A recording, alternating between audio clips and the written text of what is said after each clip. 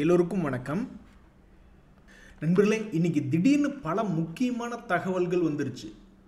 இப்போதைக்கு சிரிப்பு வர்ற மாதிரி ஒரு சந்தோஷம் வர்ற மாதிரி ஒரு தகவல் என்ன அப்படின்னு பார்த்தீங்கன்னா, திடீர்னு இந்த ஜிஎம்டிசி போன்ற பங்கு, குஜராத் மினரல் டெவலப்மெண்ட் அப்படின்ற பங்கு 13% இன்னைக்கு ஏறிவிட்டது.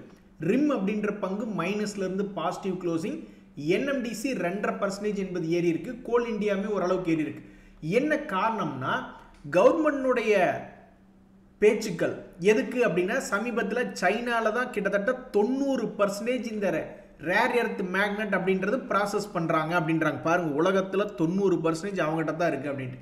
இப்போ அவன் என்ன பண்ணிட்டான், இந்த ட்ரம்ப் அவர்கள் சும்மா இருக்காம கட்டணம் அது இதுன்னு பேசணும்னா இவன் இதில் கை வச்சுட்டான்.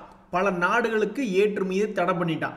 அப்போ நம்ம நாட்டுக்கு என்னைக்கு இருந்தாலும் இது ஒரு பிரச்சனை. ஆட்டோமொபைல் துறையாகட்டும், இன்னும் பல முக்கிய துறைகள்லாம் அடிபட்டுரும். அப்போ நம்ம நாட்டிலேயே நம்ம இனி இந்த ரேர் எர்த் மேக்னெட்டெல்லாம் என்ன பண்ணலாம் அப்படின்ற ஒரு பிளானிங்காக ஒரு மீட்டிங் நடக்குது அப்படின்னு தகவல் வந்தோடனே இது போன்ற பங்குகள்லாம் இன்னைக்கு நல்லா மேலே ஏறி வந்துச்சு. ஸோ இந்த ரேர் எர்த் மினரல் அப்படின்ற ஒரு நியூஸ்னால தான் இது போன்ற பங்குகள் இன்னைக்கு மேலே வந்திருக்கு. மதர்சன் அப்படின்ற பங்கு இன்னைக்கு 1:2 அப்படின்ற போனஸ் கொடுத்துருக்காங்க. இருந்தாலும் பேசாம வேலையை பாருங்க அப்படின்ற மாதிரி மார்க்கெட்டில் இன்னைக்கு அதை செலிப்ரேட் பண்ண முடியாமல் அது 1.5% ஸ்பிளிட்டினுடைய கணக்கு படி நேற்று க்ளோசிங் ப்ரைஸ் படி ஒரு 1.5% இறங்கி தான் க்ளோஸ் ஆயிருக்கு. இந்த சமயத்தில் யாருக்கு சந்தோஷம், இன்னைக்கு மார்க்கெட்டை அடி வெளுத்து விட்டுருக்காங்க. கரடிகளுடைய ஆட்டம் என்பது அதிகமாக இருக்குது. ஏன்னா பெரிய ரெக்கவரி என்பது வரவே இல்லை இன்ட்ராடேல. எஸ்ஐபியில் தொடர்ந்து இன்வெஸ்ட்மெண்ட் பண்ணுறாங்க பார்த்தீங்களா, அவங்களுக்கு தான் சந்தோஷம். ஏன்னா அவங்களுக்கு இன்னைக்கு யூனிட்ஸ் நேற்று கொடுத்த அதே பணத்துக்கும் இன்னைக்கு கொடுக்கக்கூடிய அதே பணத்துக்கும் இன்னைக்கு யூனிட்ஸ் அதிகமாக கிடைக்குமே அப்படின்ற மாதிரி எஸ்ஐபி மூலியமாக முதலீடு பண்ணுறவங்களாம் இன்னைக்கு ரொம்ப மகிழ்ச்சியாக இருப்பாங்க. இந்த சமயத்தில் இறங்கின நம்மளுடைய மார்க்கெட் ஏறாதா, எதுவுமே நம்பிக்கை இல்லையா அப்படின்னா, இப்போதைக்கு 2 நம்பிக்கை இன்னும் இருக்குது. ஒன்று, ரிலையன்ஸினுடைய ரிசல்ட் வந்து திங்கக்கிழமை அன்னைக்கு நம்ம மார்க்கெட்டுக்கு ஏதாவது ஹெல்ப் பண்ணுச்சுன்னா ரொம்ப மகிழ்ச்சி, இல்லைன்னா அதுவும் கும்பா. ரெண்டாவது என்னன்னா, என்னதான் ட்ரம்ப் அவர்கள் அது இதுன்னு பேசிக்கிட்டு இருந்தாலும் இந்தியாவுடைய கட்டணம் என்ன அப்படின்றது இப்போ வரைக்கும் ஒரு கிளியராக இல்லை. அதனால் அப்படி இப்படின்னு என்னத்தையாவது ஒன்று பேசிட்டு இந்தியாவுக்கு ஏதாவது சாதகமாக்கி ஏதாவது பேசிடுவாரோ அப்படின்ற ஒரு எண்ணமும் போய்கிட்டு இருக்கு. அப்படி இந்த 2 விஷயங்களும் சாதகமாக நடந்து மறுபடியும் நிஃப்டி 25,000 தாண்டி மறுபடியும் நிஃப்டி 50 இண்டெக்ஸ் வந்து 10 days மூவிங் ஆவரேஜை தாண்டினா தான் மறுபடியும் மார்க்கெட்டில் ஒரு மகிழ்ச்சி வர்றதுக்கு வாய்ப்பு அப்படின்ற மாதிரி பல பேர் பார்த்துக்கிட்டு இருக்காங்க. அது வரைக்கும் இந்த கரடிகளை கட்டி பிடிச்சிக்கிட்டு டிஸ்கோ டான்ஸ் ஆடிட்டு உட்காந்துக்க வேண்டியது தான். உங்களுடைய அடுத்த பிளான் என்ன, நெக்ஸ்ட் மூவ்மெண்ட் என்ன அப்படின்னு சில பங்குகளை மார்க்கெட்டில் பார்த்துக்கிட்டு இருக்காங்க. இந்த ஐஆர்சிடிசி அப்படின்ற பங்கு ஒரு ஃபேமஸான பங்கு தான். பட் போன குவார்ட்டரில் எந்த விதமான மூவ்மெண்ட்டும் இல்லை, அதுக்கு மகிழ்ச்சி என்பதே வரல. ஸோ இனிமேல் வரக்கூடிய இந்த குவார்ட்டர்லி ரிப்போர்ட்டில் இவங்களுக்கு ஏதாவது அடுத்தடுத்த வாரங்களில் ஏதாவது நல்லது நடக்குமா, அல்லது பழையபடி 600க்கு இது போகுமா என்ன அப்படின்னு இந்த ஐஆர்சிடிசி அப்படின்ற பங்கு ஒரு ஃபோக்கஸ் அப்படின்றது வந்திருக்கு. ஏன்னா அது இறங்கினதுக்கப்புறம் போன குவார்ட்டரில் ஏறவே இல்லை. இந்த குவார்ட்டர்லையாவது ஏதாவது நல்லது நடக்குமா அப்படின்ற மாதிரி பார்த்துட்டு இருக்காங்க. இதே மாதிரி தான் இந்த கார்போரண்டம் யூனிவர்சல் அப்படின்ற பங்கு, இது 2025லேருந்தே ஒன்றும் பெருசாக ஏறல.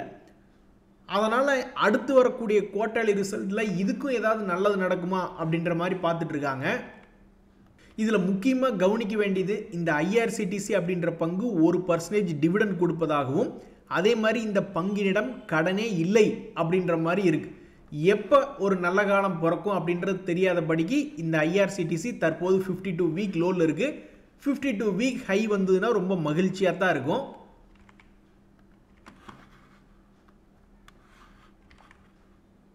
நண்பர்களே, ஒரு கட்டத்தில் என்னாச்சு, இந்த மாதிரி சில முன்னணி பங்குகள் எல்லாம் கொஞ்சம் கீழே கிடந்தது.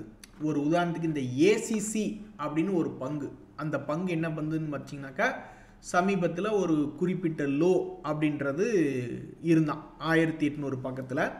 அதுக்கப்புறம் 200 days மூவிங் ஆவரேஜ் வரைக்கும் மேலே வந்திருக்கான்.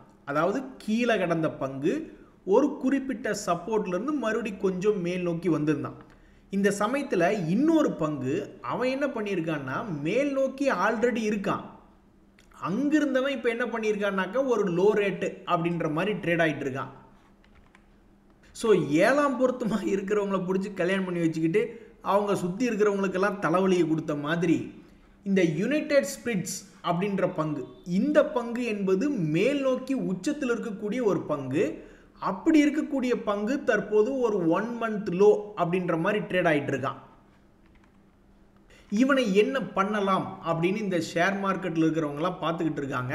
ஸோ இந்த பங்கு சமீபத்தில் பெரிய அளவில் ரேலி தொடர்ந்து இருந்துகிட்டே வந்தது. அதுக்கப்புறம் மார்க்கெட்டினுடைய வீழ்ச்சினாலையும், அதுவும் இல்லாமல் யுனைடெட் கிங்டமோட போட்டிருக்கக்கூடிய ட்ரேட் டேனால அங்கிருந்து ஏதாவது சீப்பர் லிக்வர்லாம் உள்ளே வருமா அப்படின்ற ஒரு காரணத்தினாலையும் தற்போது சுணக்கமாக இருக்குது. இந்த யுனைடெட் ஸ்பிரிட் அப்படின்றது தற்போது 1 month லோவில் வந்து விழுந்திருக்கு.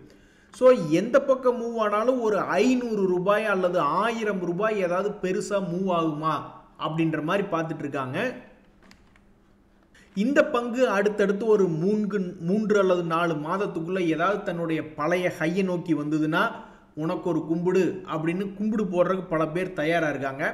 ஆனால் அதே சமயம் இந்த பங்கு ஏதாவது கீழே 800 ரூபாய் 700 ரூபாய்ன்னு ஏதாவது திடீர்னு வேகமாக வீழ்ச்சி அடைஞ்சதுன்னா அதை போய் இது ஒரு சீப்பான ரேட்டா அப்படின்னு கணக்கு போடுறக்கும் நிறைய பேர் இருக்காங்க.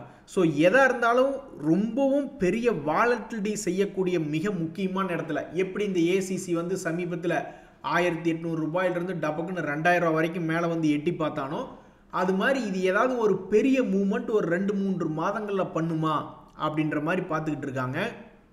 அடடா, இங்கே பார்த்தீங்களா, ஒரு நண்பர் போட்ட கணக்கு தப்பு கணக்காக போயிடுச்சு. அதாவது 533 ரூபா தான் இருக்கிறதுலையே அதல பாதாளம் அப்படின்னு ஒரு நண்பர் வந்து பிராஜ் இண்டஸ்ட்ரீஸ் அப்படின்ற ஒரு பங்கை நினச்சிக்கிட்டு உள்ளே இறங்கியிருக்கார். ஆனால் அவருக்கும் டிமிக்கி கொடுத்துட்டு அதுக்கும் கீழே மிகப்பெரிய ஒரு பாதாள பைரவி மாதிரி கீழே போயிட்டானே அப்படின்ற மாதிரி ஃபீல் பண்ணுறாப்புல. இந்த பங்கு சமீபத்தில் என்ன நடந்திருக்குன்னா, தன்னுடைய உச்சியிலிருந்து 50% இறங்கிட்டு வெறும் 20% தான் ரெக்கவரி ஆனா. எத்தனையோ பங்குகள் 50% இறங்கிட்டு 100% திருப்பி ஏறின பங்குகள் இருக்குது, 50% திரும்பி ஏறின பங்குகள் இருக்குது. 50% இறங்கி 50% ஏறினது இருக்குது. ஆனால் இந்த மார்க்கெட்டில் மிகவும் குறைவாக 50% இறங்கிட்டு வெறும் 20 ஏறினது இந்த பிராஜ் இண்டஸ்ட்ரீஸ் போன்ற சில பங்குகள் தான்.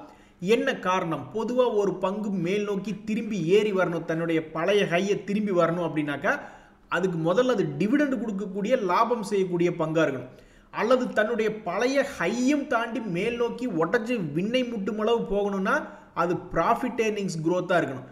இப்படி ரெண்டுமே இந்த பங்குல இல்லையா அப்படின்னு பார்த்தாக்கா இது ஒரு டிவிடெண்ட் கொடுக்கக்கூடிய பங்காக இருக்குது. 1.2% டிவிடெண்ட் ஈல்டுன்னு இருக்குது.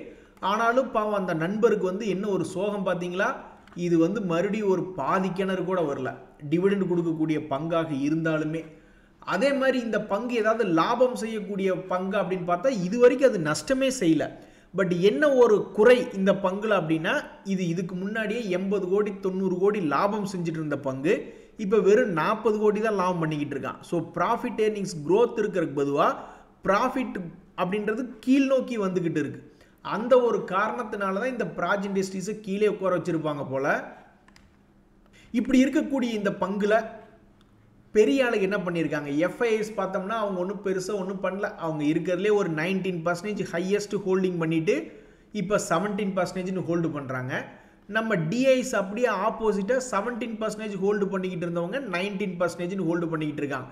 ஸோ இந்த இரண்டு மிகப்பெரிய இன்ஸ்டிடியூஷன்ஸ் கிட்ட இருந்து எந்த விதமான ஒரு தெளிவான பாதையே இல்லை. இப்படி இருக்கக்கூடிய இந்த பிராஜ் இண்டஸ்ட்ரீஸ்க்கு தற்போதைய ஏர்னிங் சீசன் என்பது மிகவும் முக்கியமான சீசனாக இருக்குது. எதனால் அப்படின்னு பார்த்தீங்கன்னா, வரக்கூடிய ரிசல்ட்டில் ஏதாவது ஒரு அப்பாட்டக்கர் மாதிரி ரிசல்ட் கொடுத்து ஏதாவது ஒரு பாதி கிணறுக்கு இது தூக்கி விட மாட்டாங்களா அப்படின்னு நிறைய பேர் பார்த்துக்கிட்டு இருக்காங்க. அப்படி ஒரு அப்பாட்டக்கராக ஆகுமா அல்லது மறுபடியும் இதே மாதிரி இன்னுமே வீக்காகவே இருக்குமா அப்படின்றது பொறுத்திருந்து தான் பார்க்கணும். தற்போதைக்கு 52 வீக் லோவில் இருக்கக்கூடிய ஒரு பங்காக இந்த பிராஜ் இண்டஸ்ட்ரீஸ் அப்படின்றது இருக்குது.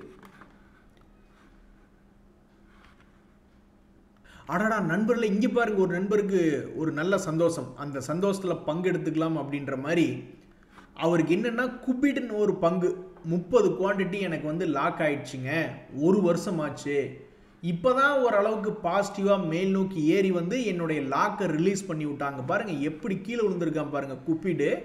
அதுக்கப்புறம் இப்போ தாங்க அவனாக ஏறி வந்து என்னுடைய லாக்கை ரிலீஸ் பண்ணி விட்டான். ஏதாவது ஒரு விளக்கு பூஜை போடணும், இன்னும் மற்ற பங்குகள்லாம் ஏறக்கு அப்படின்ற மாதிரி யோசிச்சுட்டு இருக்காரு. இந்த குப்பிட் ஃபங்க்ஷனுக்கு வந்து விளக்கு பூஜையே பிடிக்காது. மலர் பூஜை தான் பிடிக்கும் போல. எது எப்படியோ இன்னும் இந்த குப்பிட் மாதிரி இன்னும் இவர் எத்தனை பங்குகளில் மாட்டிக்கிட்டு இருக்காருன்னா, ஆப்டெக்னு ஒரு பங்கு அதுவும் இப்படி தான் சரிவடைஞ்சு கிடக்குது. ராஜேஷ் எக்ஸ்போர்ட்ஸ்னு ஒரு பங்கு அதுவும் இப்படி தான் சரிவடைந்து கிடக்கு. ஏஷியன் பெயிண்ட்ஸ் அப்படின்னு ஒரு பங்கு, எல்லாமே வந்து கொஞ்சம் ஃபேமஸான பங்குகள் தான் ட்ரேடர்களுடைய மத்தியில். அந்த பங்குகள் எல்லாமே சரிவடைஞ்சு கிடக்கு. இதில் இத்தனைக்கு இந்த ஏஷியன் பெயிண்ட்ஸ் எல்லாம் 1% டிவிடெண்ட் கொடுக்கக்கூடிய பங்கு, ஆப்டெக் அப்படின்றதும் 3% டிவிடெண்ட் கொடுக்கக்கூடிய பங்கு. இது எல்லாமே பாவம் கீழே சரிவடைஞ்சு கிடக்குது. இதில் ரொம்ப டேஞ்சர் என்ன அப்படின்னு பார்த்தீங்கன்னா, இந்த ராஜேஷ் எக்ஸ்போர்ட்ஸ் அப்படின்ற பங்கு டிவிடெண்ட் கொடுக்கல. அந்த பங்கு டிவிடெண்ட் என்பதே கொடுக்கல. அதே மாதிரி இவன் ஏன் தன்னுடைய மார்ச் குவார்ட்டர்லி ரிசல்ட்டை கொடுக்கல அப்படின்றது ரொம்ப ஆச்சரியமாக இருக்குது. பிசிஜின்னு ஒரு கம்பெனி எக்ஸ்சேஞ்சில் வந்து லிஸ்ட் ஆகி ட்ரேட் ஆகிட்டு இருக்குன்னா அவங்க சில ரூல்ஸை ஃபாலோ பண்ணணும். கரெக்டான நேரத்துக்கு ஃபினான்ஷியல் ரிப்போர்ட்ஸு இன்னும் நிறைய ரிப்போர்ட்ஸ் எல்லாம் கரெக்டாக எக்ஸ்சேஞ்சில் ஃபைல் பண்ணிக்கிட்டே வரணும், இல்லைன்னா பிடிச்சி நிறுத்தி வச்சுருவாங்க. ஸோ அப்படி இருக்கக்கூடிய நேரத்தில் ஏன் இந்த ராஜேஷ் எக்ஸ்போர்ட்ஸ் போன குவார்ட்டர்னுடைய ரிசல்ட் கொடுக்கல அப்படின்றது ஒரு மிகப்பெரிய கேள்வியாக இருக்குது. ஸோ இந்த குப்பிட் இவரை சந்தோஷப்படுத்தியது போல் மற்ற பங்குகளும் எப்போ சந்தோஷப்படுத்தும்னு பார்த்துக்கிட்டு இருக்காப்புல. இதில் ஒரு விஷயம் நண்பர்களே, இந்த குப்பிட் மட்டும் எப்படி கீழே விழுந்துட்டு சும்மா அம்பு மாதிரி மேல் நோக்கி ஏறி வந்தான், எப்படி அவனுக்கு எப்படி அந்த சக்தி கிடைச்சது அப்படின்னு பார்க்க போனோம்னு வச்சிங்களேன். இந்த பங்கு வெறும் 4 கோடி சில வருடங்களுக்கு முன்னாடி ஒரு குவார்ட்டருக்கு 2022 பார்த்தீங்கன்னா வெறும் 4 கோடின்னு லாபம் பண்ணிக்கிட்டு இருந்தவங்க அப்படியே ஒரு கட்டத்தில் 24 கோடியெல்லாம் ஒரு காலத்தில், அது என்ன காலம், குளிர்காலம், மார்ச் மாதம். அதுக்கப்புறம் 24 கோடியிலிருந்து அப்படியே இப்போ 12 கோடியாக ஓரளவுக்கு வளர்ச்சி அடைஞ்சு வந்திருக்கான். அதாவது 2022 வெறும் 4-5 கோடி லாபம் பண்ணிக்கிட்டு இருந்தவன் இப்போ ஒரு 12 கோடின்னு அவன்கிட்ட ஒரு ப்ராஃபிட் ஏர்னிங்ஸ் growth என்பது காமிச்சிருக்கான். அந்த ஒரு காரணத்தினால இந்த பங்குக்கு ஓரளவுக்கு ஒரு பாசிட்டிவ் மொமெண்டம் அப்படின்ற மாதிரி கிடைச்சிருக்குது போல. ஸோ 50 ரூபா ரேஞ்சிலிருந்து 140 ரூபா அப்படின்ற மாதிரி வந்திருக்கு. இங்கே பாருங்க நண்பர்களே, இன்னொரு நண்பர் கமெண்ட் போட்டிருக்காரு, அட கடவுளே உனக்கெல்லாம் மனசாட்சியே இல்லையாப்பா அப்படின்ற மாதிரி. இந்த மசகான் டாக்ல போயிட்டு 3522 ரூபாய்க்கு இவர் என்ட்ரு ஆகிறார். அது லேசாக கொஞ்சம் உயரமான இடம். அந்த இடத்துல இவர் மனுஷன் என்ட்ரானோடனே கொஞ்சம் கூட மனசாட்சியே இல்லாமல் அந்த பங்கு பாட்டுக்கு அவர் காலடி எடுத்து வைக்கட்டும், அதுக்கப்புறம் நான் பார்த்துக்கிறேன் அப்படின்ற மாதிரி காலடி எடுத்து வச்ச உடனேமே தொடர் வீழ்ச்சியாக இருக்குது. இந்த சமயத்தில் இவர் என்ன பண்ணியிருக்கார் அப்படின்னு பார்த்தீங்கன்னாக்கா, அவருடைய தமிழே எனக்கு கொஞ்சம் அது கீழே கீழே போகையில் ஏவரேஜ் பண்ணிட்டு ட்ரை பண்ணியிருக்காரு. ஏவரேஜ் பண்ண ஒரு வேளை மேலே போயிருமோன்னு ஏவரேஜ் பண்ணி பார்த்துருக்காரு. ஆனால் அது மேலே போகவே இல்லை. இப்படியே தொடர்ந்து கீழே போய் அவரை கிட்டத்தட்ட 1 லட்ச ரூபாயை லாக் பண்ணி விட்டுருச்சு. இந்த சமயத்தில் தான் இன்னொரு நண்பர் ஒருத்தர் கமெண்ட் போட்டிருந்தார். அந்த கமெண்ட்டை வந்து என்னால் மறுபடியும் தேடி பிடிக்க முடியல. அவர் என்ன கமெண்ட் போட்டிருந்தாருன்னா, ஒரு பங்கு கீழே இறங்குது அப்படின்னா 20% இறங்கினாலும் நான் கவலைப்பட மாட்டேன்.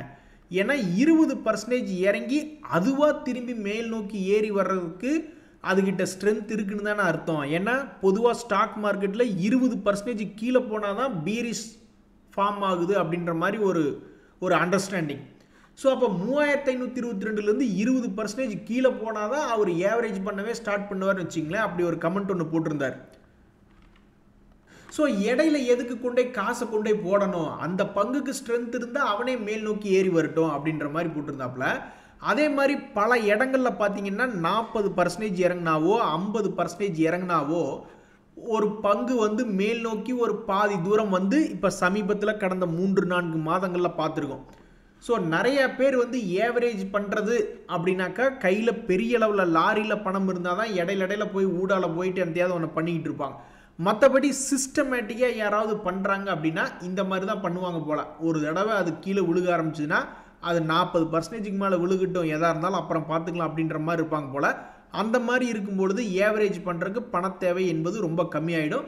அதுவும் இல்லாமல் ஸ்டாக் மார்க்கெட் என்பதே வந்து ஒரு நீண்ட காலமாக 6 மாதமோ 3 மாதமோ 10 மாதமோ கழித்து பார்த்தா தான் ஒரு பங்கு ஒரு 20-30% ஏறிச்சா இல்லை இறங்குச்சா அப்படின்ற ரிசல்ட்டே தெரியும். ஸோ வேகமாக ஓடி போய் பாறையில் முட்டிக்கிட்டால் என்ன பண்ணுறது? அதனால் ஸ்டாக் மார்க்கெட்டை ஒரு 6 மாதம் 8 மாதம் 12 மாதம் அந்த மாதிரி ஏதாவது ஒரு பீரியடு போல் அப்ரோச் பண்ணாக்கா மேபி கொஞ்சம் ஹெல்ப்ஃபுல்லாக இருக்கும். வழக்கம் போல் இந்த வாரத்தினுடைய வீக்கெண்டையும் கெடுத்து விட்டாங்க. இருந்தாலும் இன்றைக்கி ஆடி வெள்ளி அப்படின்றதுனால ஒரு நான்வெஜ் கூட சாப்பிட முடியாத ஒரு நிலைமையில் இருக்கேன். நன்றி, வணக்கம்.